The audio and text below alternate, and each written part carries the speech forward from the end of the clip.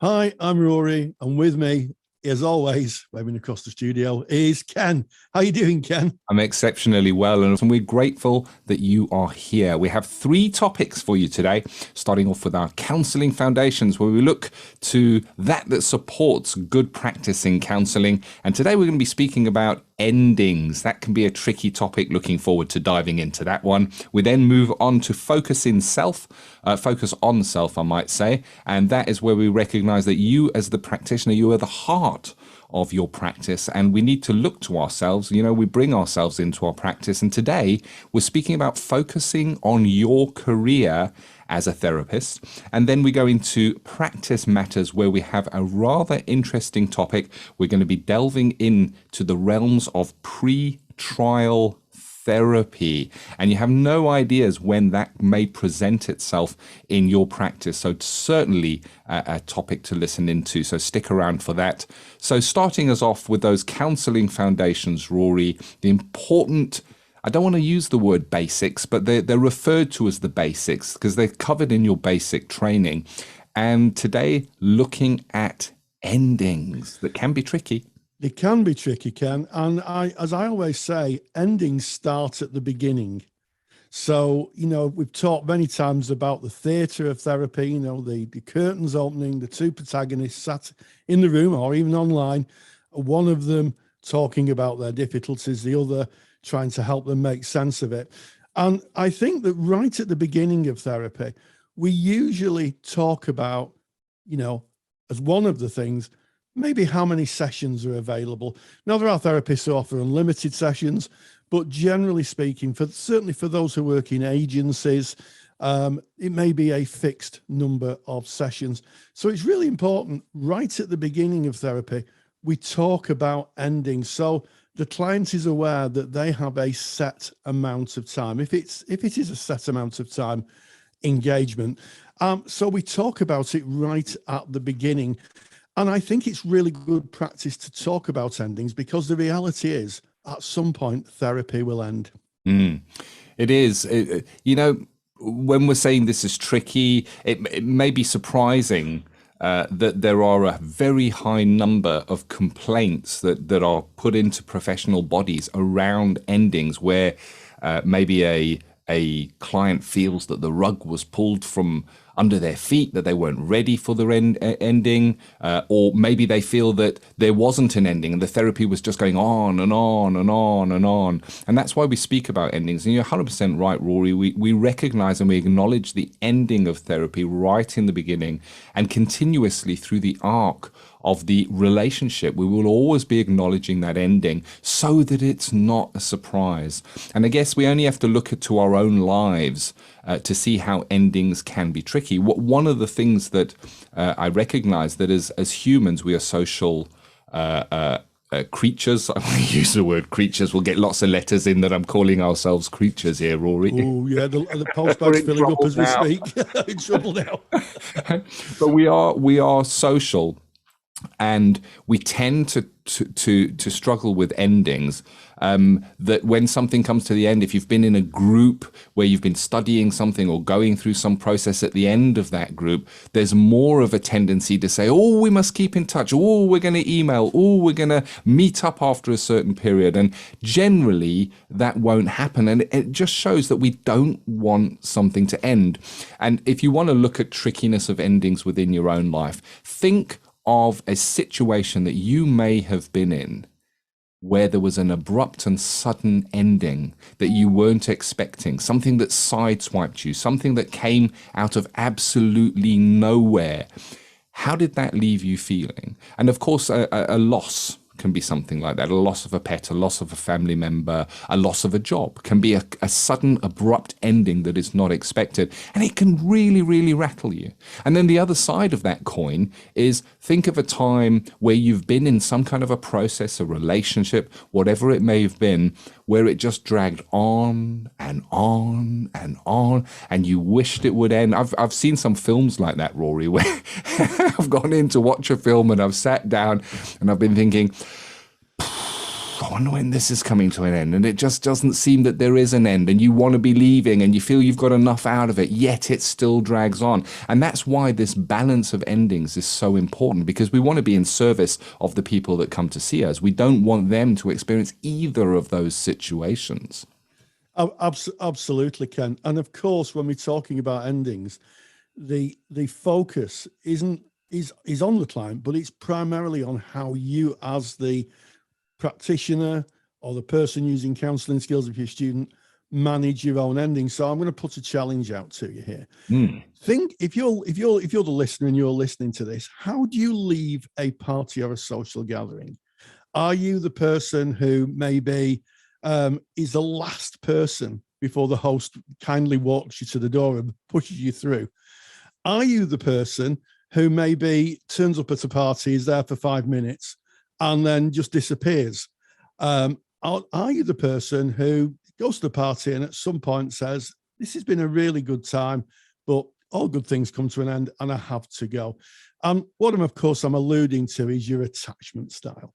Your attachment style will always speak to endings. And I think if you don't know your attachment style or you're unsure of it, then that's going to be something that's unknown to you. And it may be worth just thinking about that. You know, we're recording this in January of 2022. There will be people who've gone to Christmas parties. So have a think about how you leave a party. And I think that really gives you a clue. I will admit that if I have to go to any social gathering, I am there for about 20 minutes and then I go. And that links strongly to my attachment style. And I tell the host, I say, I might not be around for very long. I will come in, I'll say hello, and then I maybe go. So it's interesting. And I have to be thoughtful of that attachment style when I practice. And that is how you deal with and interact with endings, Rory. And that's really interesting because I can relate to that, you know, with myself, if there's an engagement or something, I want to know what time does it end. That I'm interested. What is the end time? If there isn't an end time, I get a little bit uncomfortable, and that's linked to my attachment style as well, because there's this like never ending. So what I might do is I might go into the host and say, it's great to be here. I just need to let you know I need to leave by. So I'm acknowledging the ending when I arrive, and then when it comes time to go for myself, my way of dealing with an ending is I go, right, thank you, goodbye, and I leave. Now, if I take my partner, she's a great example of a different attachment styles with an ending.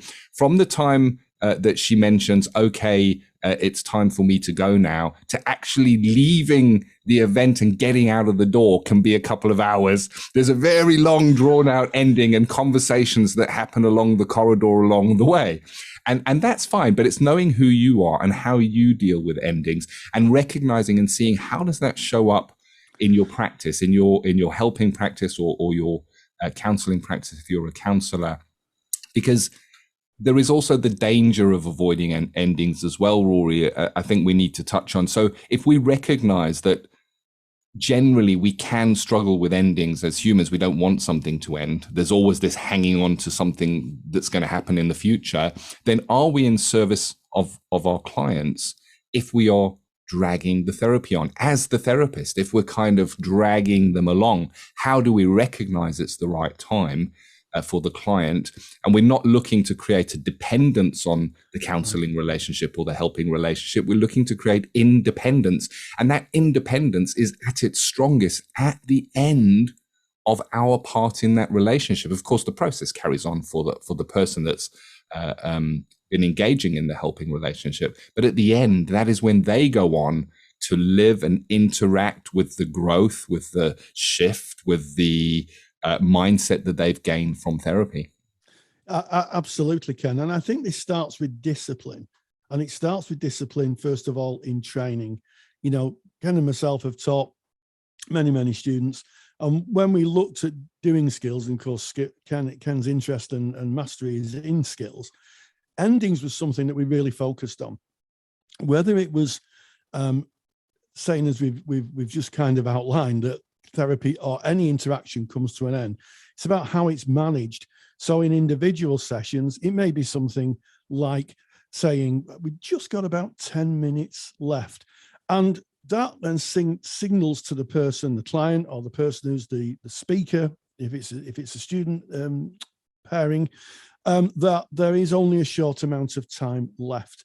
And of course, we've all seen, Ken, many times, the kind of faux pas, the rookie errors that students make. They get to the end of a session and they say, is there anything else? And then it opens it up again. So we've seen that so many times, and then they look like rabbits in the headlights because they can't shut it down. So, make sure that the ending is defined. And then that kind of stretches or fits into the arc of therapy. So when you're working with a client and you're working with a fixed engagement, it could be 12 or 25 sessions, depending on what you offer. At each session, you certainly say, well, this is, session 6 of our 12 sessions. You'd remind them. And of course, when you get to the 6-week review, when you review after 6 weeks, that is a topic on the agenda of the review to say, so we're just about halfway through the therapy. And I wonder how that's working for you. And these little disciplines really help us to get into the mindset that A, therapy is going to end. B, we do it in a way that's supportive of the client, but not a surprise. So they say, is it ended? I didn't know this. And crucially, it allows the client to make the best use of the time. Oh, yes. Yes. When the ending is coming, you kind of are able to use that time appropriately. And I think when I was studying and I had an assignment deadline, I knew when the assignment had to be in. And it was very interesting that the closer I got to the deadline, the more I would work on the assignment. And that's kind of again, part of our nature. And I love how you've linked it in, Rory, recognizing that you have the ending of therapy where the therapy is no more and that client moves on. But you also have an ending every single session when somebody is coming in. It's got a defined end. It's part of our boundaries. We're setting out those time boundaries. We're putting an end post in that session, and we're going to acknowledge that within the session. We've got about 10 minutes left. That is acknowledging the ending of that session. You might even start it off by saying, so we've got 50 minutes. I wonder what you might want to bring today. By saying we've got 50 minutes, you're talking about the end, and you would re-acknowledge that. And then, of course, the ending of all of the sessions when you finish. Now, if you have a predetermined amount of sessions, then you've got a post that has been set at that first session. But there are times when you'll be working ongoing with somebody where you won't necessarily have an end session in mind. And when you're working in that kind of a situation, I guess it's very important to watch out that you're not dragging on too long, and then to recognize that there are stages of ending. And when I say stages of ending, the very first stage of ending is assessing the readiness to end. Now, you would assess the readiness to end whether you had a predetermined amount of sessions or not. So if you had a predetermined amount of sessions, say 6 sessions, and you were in session 4, and you would still be assessing the readiness of this client to end. Because if they were not ready to end, they still had material to bring, you might look to see if you could extend the sessions. And if that was not possible, you may look to put support mapping in place, to put referrals in place. And assessing the readiness to end, that's about checking in with that client, finding out where they are, checking when they presented for therapy. What was it that they checked in with? What was it they said they wanted to get out of therapy?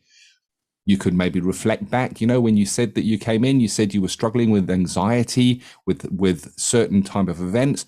And I recognize now that seems to have dissipated quite a lot. Mm-hmm. I wonder if we might be coming to the end of our work together, recognizing the end. That you wouldn't say that in the last session. You'd say that with a few sessions to go as you were able to wrap that up. And of course, in terms of the stages of an ending, we also acknowledge that it's not just the ending of the therapy. It is the ending of a relationship. We speak about how important the relationship is in a helping relationship, that it forms the bedrock of everything that we do.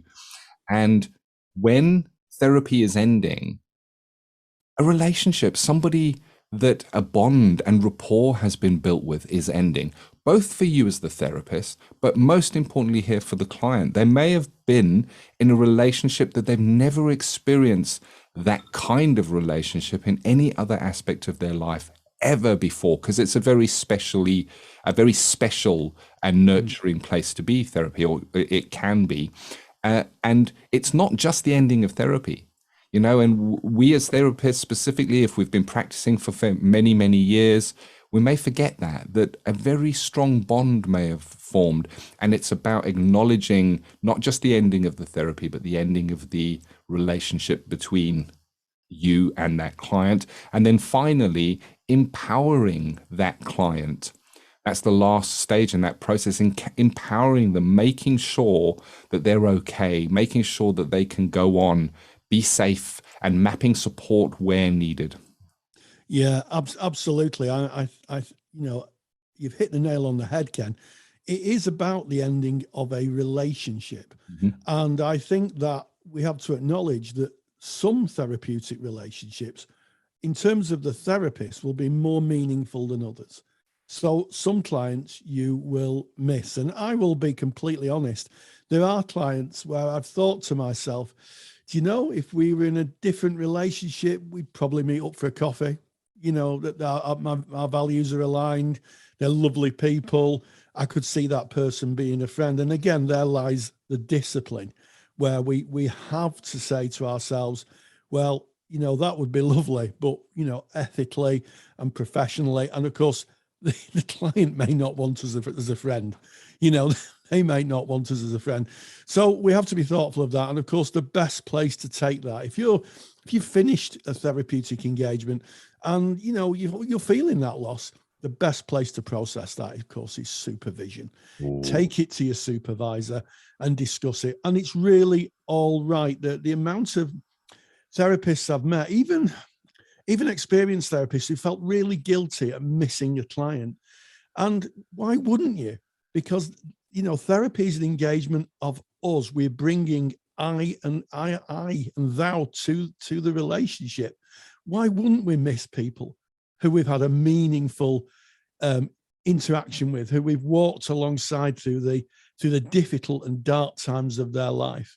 But unfortunately, it goes with the territory. Part of the patch of being a therapist is you have to let them go. And some clients are easier to let go than others, I think. Yeah. And it circles back as we come to the end of this topic to what is your relationship with endings? Because that's what's vitally important. Yeah. You can manage the endings, you can learn the theory about endings and put that in place. But what is your relationship? What is your attachment style? And how do you react and act within endings? And I look back at my own journey, because that's the only one that I can really know with any kind of depth. And I really struggled with endings. And less so today. I've done work on it. And I think endings are about personal development. We look at ourselves and we develop personally, and we can adjust how we view and how we deal with endings. And today I found a little analogy that works very well for me. I think of endings like a book. A book has got a beginning and it's got an end, but then it's got chapters. And if a book was just one chapter long, it would feel like this is going on. The little endings make sense. They stop. And when one chapter comes to an end, like a session comes to an end, it kind of invites a new chapter. And you may refer back to things from the first chapter, or you may start with a different kind of storyline. And that gives the client the opportunity to do the same. And when you finish a book, and I don't know if you can relate to this as a viewer on YouTube or a listener of this podcast, I've just recently finished a book. And as I was getting to the end, I was going, I don't want to finish this book. I was really enjoying the book. And I got to the end of the book and it was like, oh no. And I'm still missing that book. I'm missing that book, Rory. I wanted the book to be an extra few chapters long because I was really enjoying it. But it gives me the opportunity to start a brand new book. And I wonder what that might hold.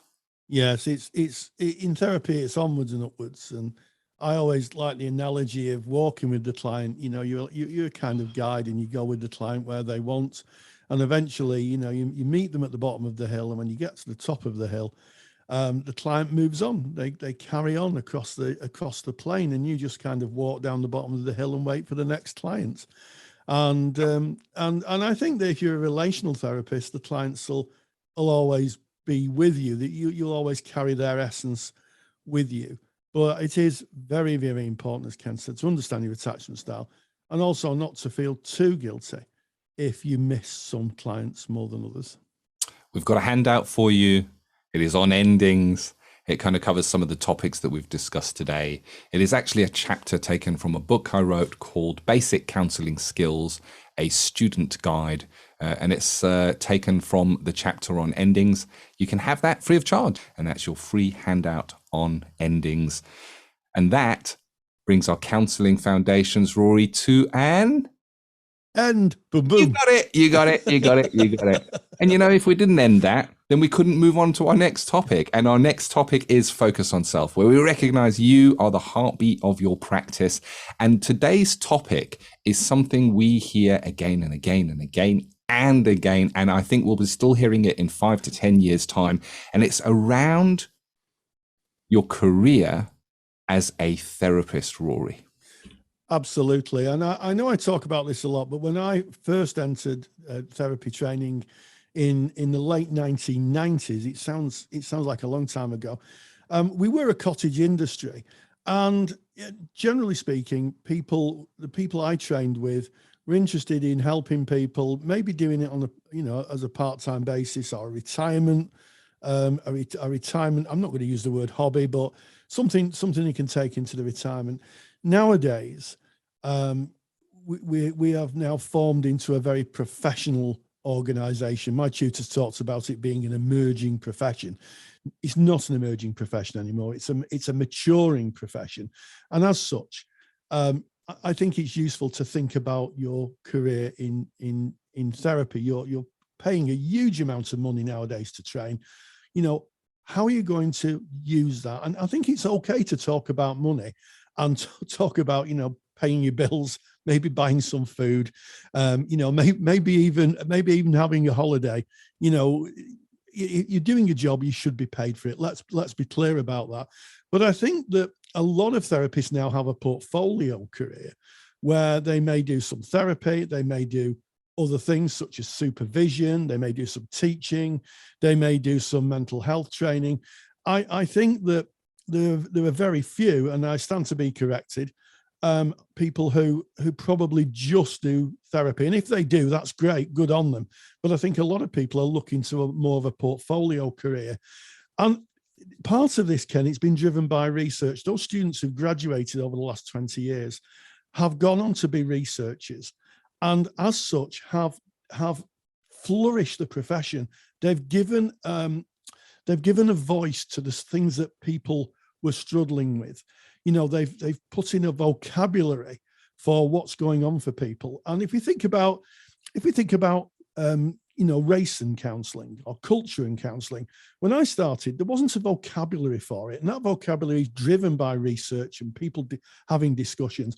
And now there's trainings flourishing, and we're now engaging with a different form of client. So having a portfolio career I speak as someone with a portfolio career, is very, very rewarding, because you get to contribute to the profession in many different aspects. Yeah, I think this is a very interesting topic. And I remember when I was doing my studies, coming to the end of my studies, where I was looking at, okay, what's my progression here? Where am I going? What are the job opportunities? And in fact, I remember when I went to go and sign up for my very first level 2 basic counseling, getting an understanding of counseling, my 10-week course. I remember while I was filling in the forms at the college, asking the person, saying, are there any good jobs in counseling? And that topic comes up again and again and again. And if you want to be part of those kind of topics, then make sure that you join our Facebook group. Just jump on Facebook, put in Counselling Tutor, tens of thousands of counselors, psychotherapists, students, tutors, supervisors. We all hang out there. And these are the kind of discussions we have. So come and join in those conversations. And very often we will hear that there's no money in counseling. There's no jobs in counseling. Yet there's so many counselors, and they're out there and they're working and they're in jobs. And I know some counselors that are doing really, really well. And what they've done, Rory, is exactly as you said. They have diversified their offering. They do a lot of different things. They might do some agency work a few times a week. They may have some private practice clients that they see either from their home or from a premises that they have or rent.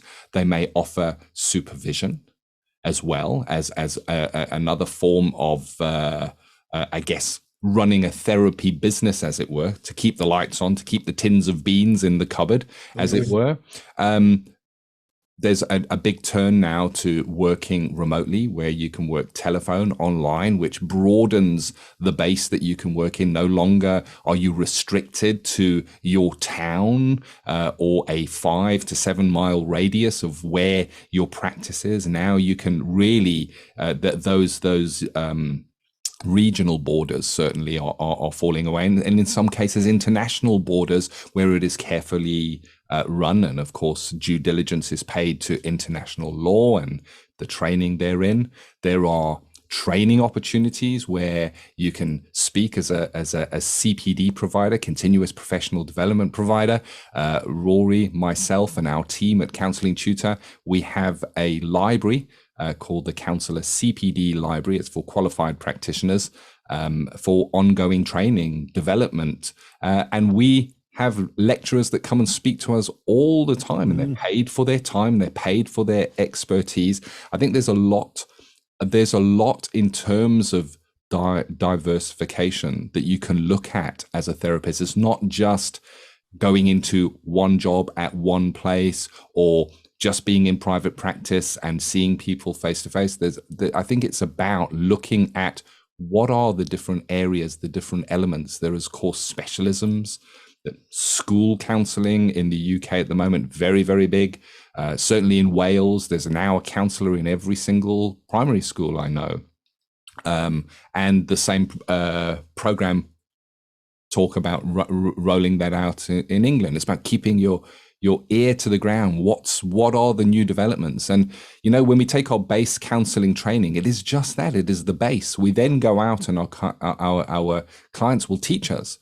But there's so much opportunities to specialize, and to specialize in allied areas of counseling. I know many counselors look at coaching. Of course, it's additional training, but it offers additional income streams. And it's almost like more arrows in the quiver, Rory. There is hypnosis for those that it fits. You know, counseling and hypnosis can go hand in hand. I know counselors that study mindfulness, that work in Reiki, and not all of these may fit for you, but it's about looking around and seeing what does fit for you. Where are the areas? Because I think underlying what we do as counselors and psychotherapists is that want to help, that want to make a difference, that want to change the lives of others by being there for them. And there's more than just one way of doing that. Absolutely, Ken. And it's really interesting because Ken and myself have both had portfolio careers in counselling. Ken worked in recovery services for a time. He was a recovery manager, you know, helping people access recovery. I worked for NACRO, which is a charity for ex-offenders, resettling them. I worked for the probation office as a housing advice person. I worked as a mental health support worker, key worker, and I worked, you know, helping people who'd come out off the ward, you know, under section to re-establish themselves in the community. And I was, for a short amount of time, a teaching assistant. And all of those things, and then of course I actually became a teacher, as did Ken. And I think the interesting thing is all those things, all those experiences, and some of those times were, I have to say, were really, really tough. Were really tough, jumping from one job to another. But they all came to a point where they kind of distilled into me. And it's just a huge knowledge base, and more to the point, a great understanding of where people find themselves. I found that it really has increased my empathy and understanding of how other people live their lives. And there's I don't think there's a day go by when, if me and Ken have a conversation, we will bring up bits of our experience from other aspects. So I think if you are, on the cusp, of graduating, have a think about gaining some really interesting paid experiences, because it will really season you as a therapist, I think. Yeah, and I think you don't know where you might end up with that as well. So, like you mentioned, the teaching, Rory, and I went into counselling tutoring alongside Rory, and I found that to be really rewarding. And I map it back to my original intention to go into counselling in the very beginning was to make a difference in the lives of others. From my own road, there were dark times, and people showed me kindness, extended a hand into that darkness, and I wanted to do the same. I was the corporate life was no longer fulfilling, and doing teacher training and tutoring peers who were on the road to becoming counselors at practice level, it opened a new world to me, because in a counseling session, I work one-to-one, and I've got one person in front of me at a time. When I was a tutor, I would have a class full of people whose lives would change, and who themselves would go out, and how many clients would they see. So that making a difference became larger. And then working with yourself, Rory, and recognizing that there were training opportunities, putting together Counselling Tutor, our website, all the training that we offer through that, the same core values underpin that. It's all about making a difference. And now we train tens of thousands of therapists, qualified therapists, through CPD courses, through our supervision training, through our online and telephone counselling training, supporting students on their journey through our counselling study resources. And it's all for the reason of making a difference. And all of those roads were unseen to me. When I went in to become a counsellor, they did not exist. They weren't in my reference at all. And just by trying the different roads, as you're saying, Rory, that portfolio career, these doors have shown themselves and opened up. And I think that there has never been a better time to do this. We live in an age where technology breaks down those barriers. I say seize it and keep to your core value of why you're on this journey. And there are so many different opportunities if you look around for them. Yeah, absolutely. And, if someone, when I sat in my first introduction course in 1999, if someone had sat next to me and said, Rory, I can see into the future, by 2022, you'll be sat on the internet talking about counselling with someone called Ken, who you'll meet, and you'll be doing it. And I'd have been out of there. I'd have gone. So, we all know where we start off in life. Most of us know where we start off in life, but no one knows where I'll end up. Enjoy the journey, seize the opportunities, season yourself, and you'll find yourself really employable, really employable, either self-employed or in an employed status. But think of all the ingredients that make you as a therapist, and even the smallest things that you do to be in service of other people will always help you and develop you and speak to your professional formation as a practitioner. I like it. And there it is. That is that focus on self and your career. What does that look like? What does it look like now? What are your plans going forward? What are the options that lie open for you if you are a therapist? Is there an opportunity to train to be a supervisor? The more people that train to be therapists, the more supervisors are required. And when you have that maturity of walking that road, that is a definite option. Online and telephone work, is there an opportunity to train in that, work in that? Working with young people, is that an opportunity? There's so many opportunities out there, and we just wish you all the best in whatever you choose to do. Absolutely. So moving away from that focus on self, we now look at practice matters. Practice matters. I love this section because practice is broad.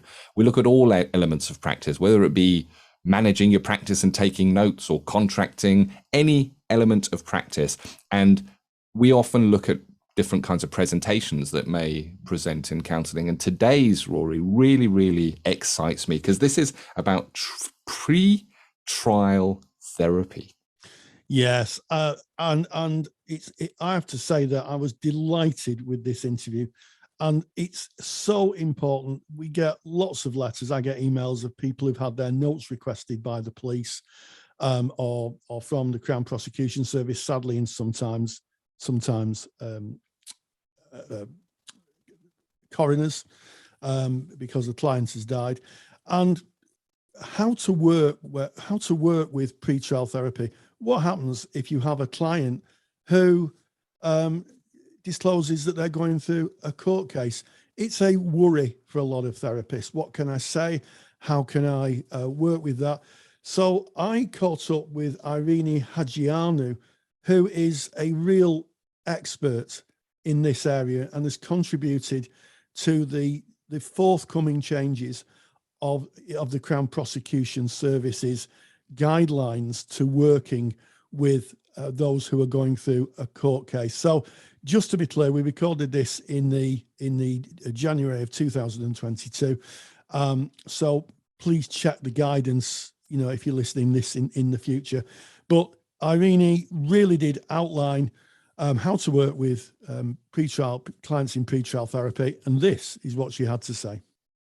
And we welcome Erene Hadjiioannou, who is a psychotherapist based in Leeds, who has a particular expertise and a huge amount of knowledge in pre-trial therapy. So Erene, thank you so much for joining us on the podcast. Yeah, thank you for having me. It's a real pleasure. Now, we had agreed a series of questions, which I think would probably answer most people's questions. So if the questions sound like they're in your chronological order, it's because we've agreed them pre the recording.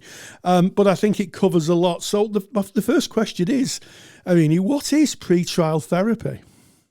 Okay, the golden question. So the Crown Prosecution Service, who are responsible for processing crimes in the UK beyond the police investigation, issued some guidelines in 2002 for adults and 2001 for children, called the Provision of Therapy for Vulnerable and Intimidated Witnesses.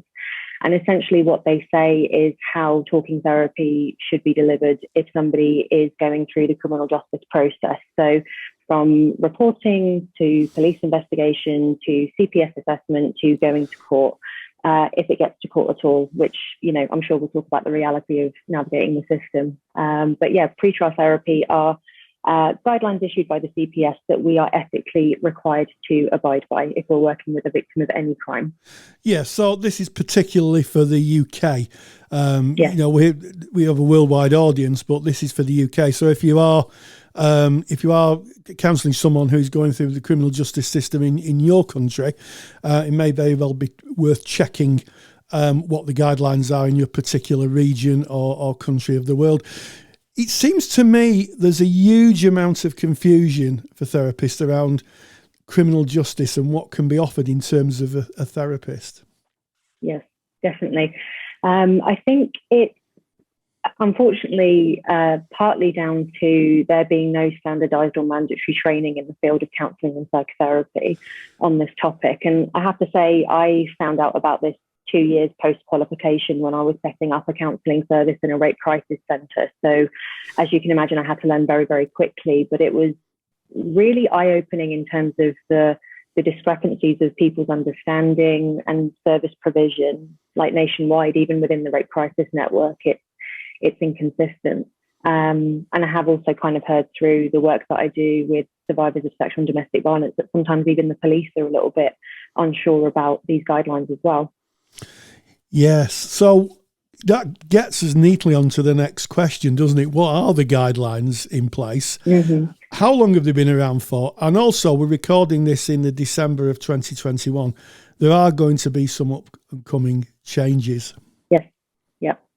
Yeah. So the current guidelines as they stand have been around for about 2 decades, so a very, very long time. And there are a couple of areas that are really important for therapists to be aware of. Under the current guidelines, a victim of a crime cannot speak about the details of what they've been through with a therapist. And actually, the guidelines also state they can't talk about that with friends or family either, which I'm sure in practice almost never happens, because that's basically a full-on silencing, really.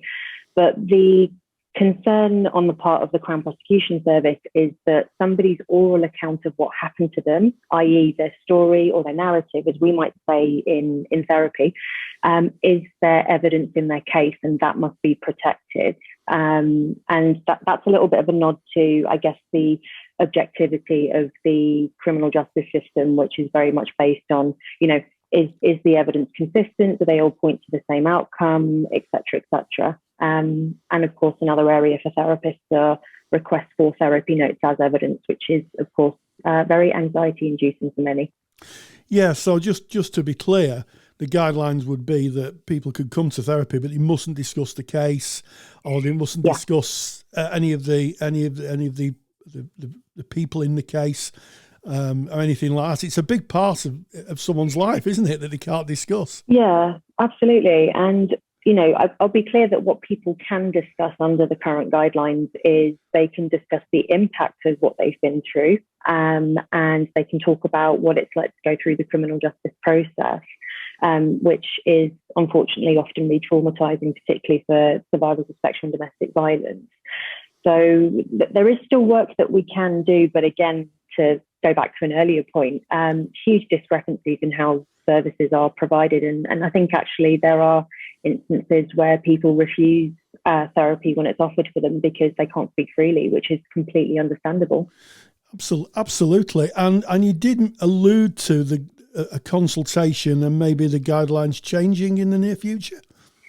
Yeah, so for context, a part of my work is that I've been part of an independent steering group since 2019 with two other therapists, and we've been lobbying to change the guidelines. So we actually contributed to a public consultation that ended in October 2020. We worked very closely with a criminal barrister on that as well, which was really, really insightful. The new proposed guidelines and actually the current guidelines are both publicly available on the CPS website. So provisional changes are that clause about not being able to talk about what happened in therapy is going to be removed. Fingers crossed that will remain the case.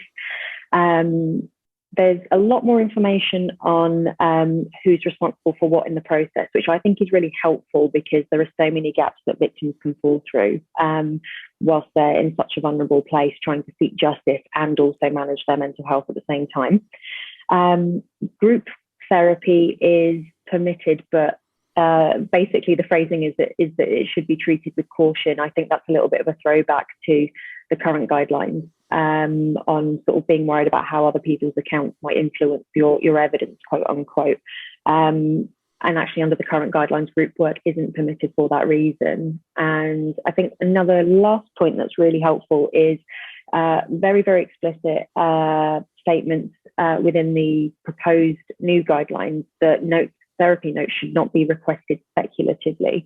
And what that means is that there's a threshold that needs to be reached within the police and the CPS in order for them to appropriately request therapy notes. They can't just request them just because somebody's had therapy and they want to see if there's something in there, essentially. So I think that's really helpful. Well, as someone who's had their notes requested on a number of occasions, it kind of brings us to the question: why are notes requested? What's the purpose of the police or the CPS requesting notes? Yeah. Okay. So notes are used as a form of evidence alongside other evidence that may be collected at the police investigation stage, and that evidence is then further assessed within the Crown Prosecution Service if it gets to that point. So the question that's essentially asked is, do therapy notes corroborate with the survivor's account or do they undermine it? It's that consistency test. Yes. And I guess there'll be a lot of people listening thinking, well, how do I make notes when my client may be going to court without compromising my practice or the process within the criminal justice system?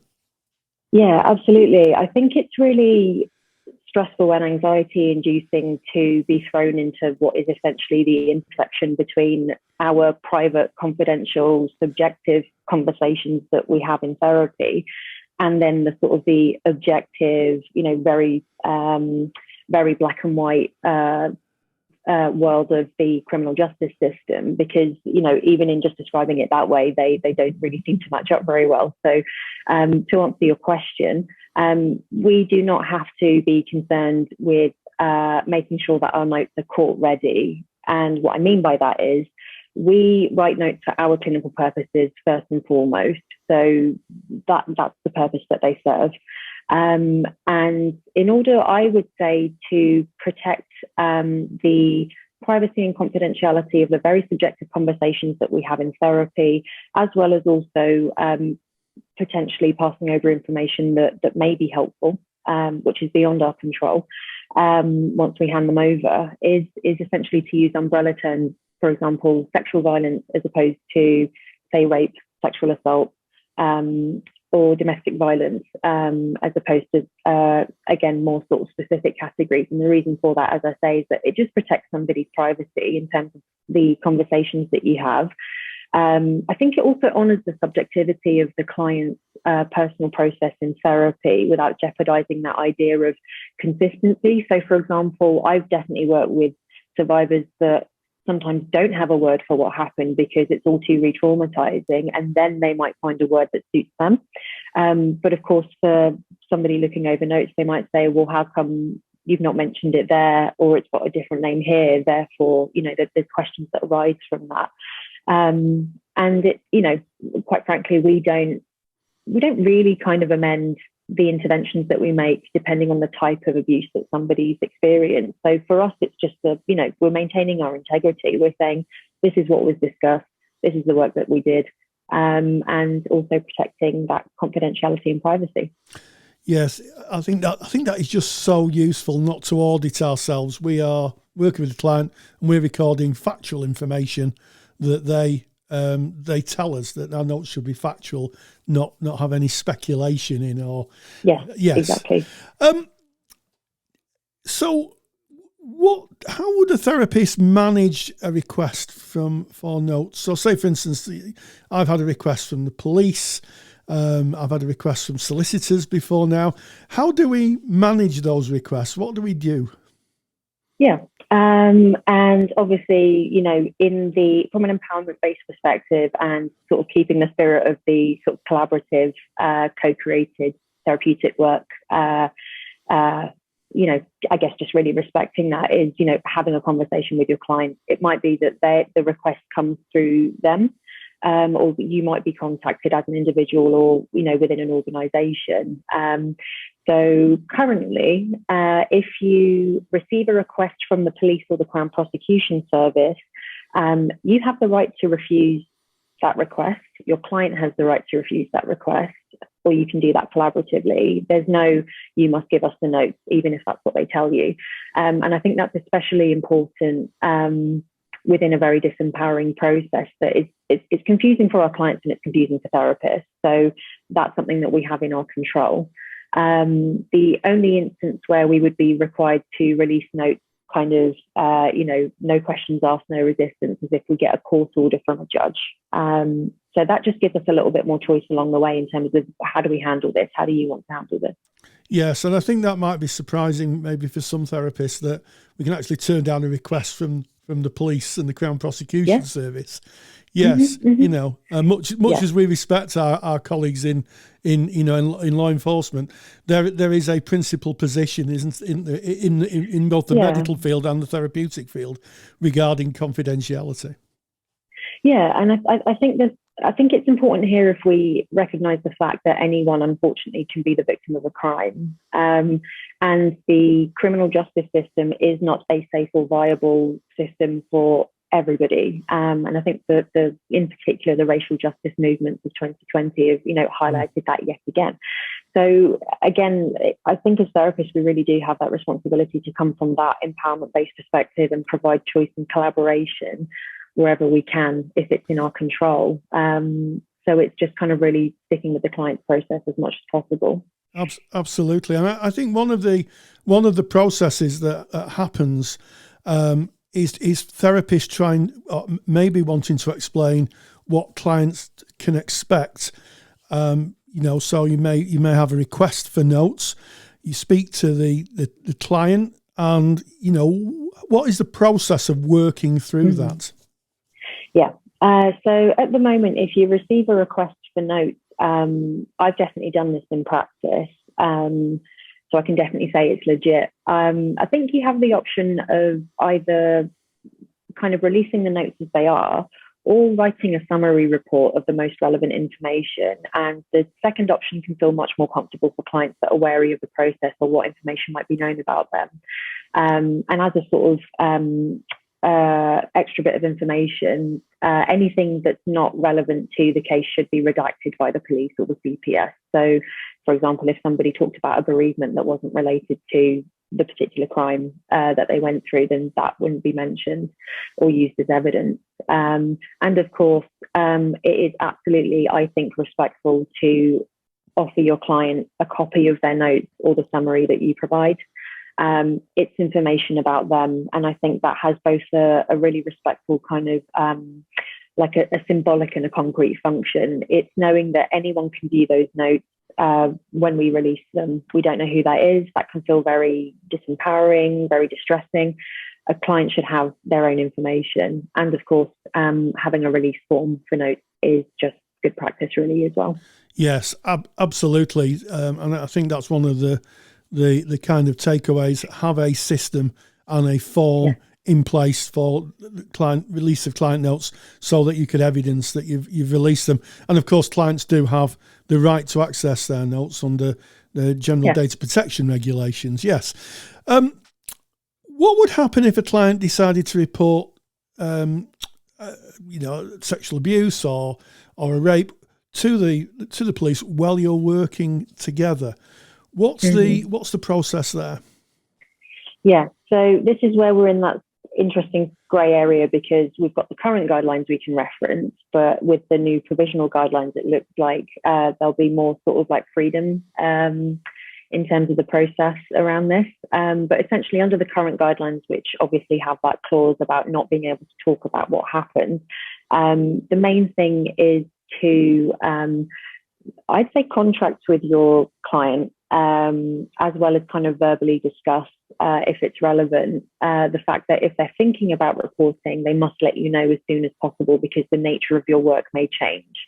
So if they've spoken with you in any detail, or if you've done any amount of work about the crime that they've experienced, at the point they choose to report, currently those conversations should stop, because again, they need to protect their evidence as the pretrial therapy guidelines. But again, hopefully that will change in the near future. Indeed, and I guess one of the questions that always gets asked in cases of law and court and releasing notes: do therapists have to appear in court? What's the chances of therapists appearing in court? Yeah, that's a good question. I've never had to do it. I've been doing this work for 11 years. I've only known of one colleague that's had to do it. So I think it's relatively rare. I think in terms of therapy notes, they're usually kind of adequate if they're used in the process. The only advice I can give would be, don't be shy about asking questions from the CPS or, any legal professional that contacts you to make that request, and just say, what are my responsibilities here? For example, I was thinking about this earlier. I think it would be relevant to say that witnesses can't speak to each other whilst the case is going ahead, which is obviously has implications, say, if you're still working with this client, or, if you want to let them know that you have been called as a witness, I think they would be informed. But don't be shy about asking questions. And I would also actually, if you're feeling nervous about going to court, if it's something that you've not done before, you can request, perhaps through an independent sexual violence advocate, if you're linked with that sort of service, just ask to say visit the court and just be talked through what to expect. And I think that should happen anyway, because that just reduces your anxiety and enables you to give your best evidence in that process as well.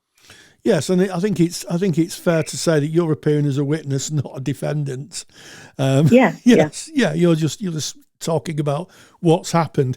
I mean, finally, I think it would be remiss of us not to consider what other services can be signposted to clients and how they can be supported. So what else is out there for clients who are going through this process?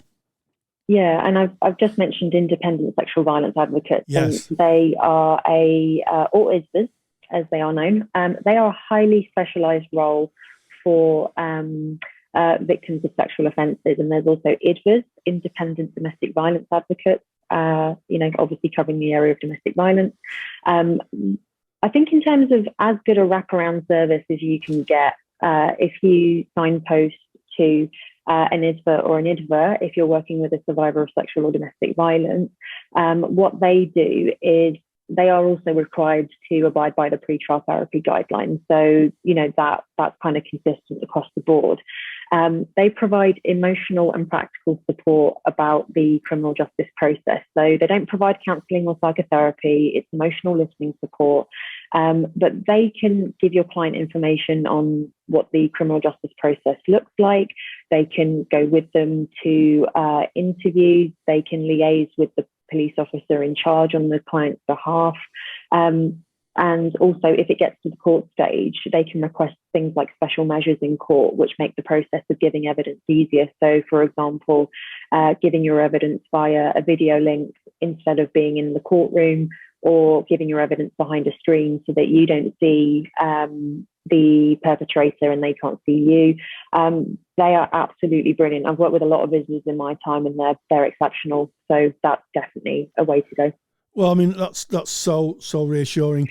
And finally, just for the listener, if you're listening to this, as I say at the beginning of the piece, it was recorded in December of 2021. If you're listening in the future, which kind of sounds a bit odd, talking about the future and recording something, if you're listening in the future, maybe worth just checking those guidelines again, because as Erene has alluded to, the guidelines are going to change. I think this has been a fascinating insight into, and an important insight into, how we work with our colleagues in criminal justice and support the clients. So, Erene Hadjiioannou, thank you so much. Big thank you to Erene, to you, Rory, as well, for hosting that interview. This has been Counselling Tutor Podcast. Yes, and as we come to the end of the podcast, where we started off looking at endings, then we moved on to planning your career. What opportunities are out there for you if you're in the process of starting your training, or you're just leaving training, or you're a practitioner looking at what opportunities exist in the world. And then finally, we caught up with Erene Hadjiioannou, who gave us some absolutely valuable information on pre-trial therapy and the forthcoming changes to the Crown Prosecution Service's guidance working with people who are going through court cases. And as always, stay grounded and stay safe.